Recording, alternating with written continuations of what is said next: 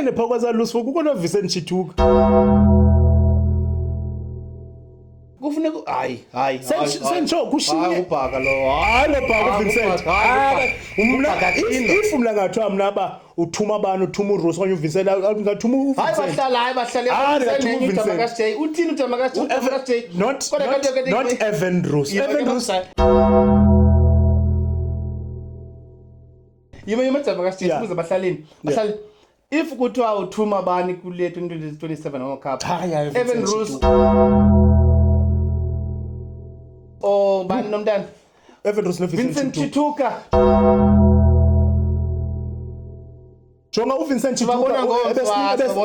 mamela ingxaki ne wena ufuna ulanduka uVincent umbala kulanduka kulento yenzeka kuSharks uVincent Chituka benikiwe ichance kwiBhokobhoko wanjani uVincent uEvan Roos kunyine manike ichance kwilanduka uEvan Roos each and every time bedlala befakwa kwiSpringboks sebenanto yakhe ophuma yedwa alose iball I don't know how many times what drawchwa kwiSpringboks wathi no asakhe khawume ngokwena sazama uBen Jason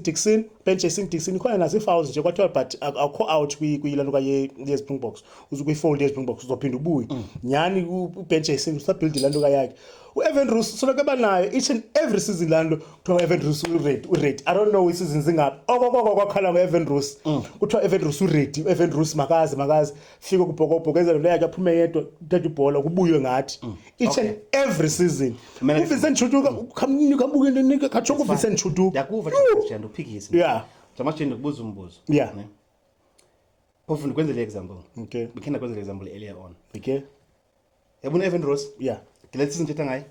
bisizini yakhe yokuqala kwiSpringboks zonke no bisizin 1 and 2 but season yokuqala kanganikwe 2 minute opportunity wadlala against eBloemfontein one match unike one match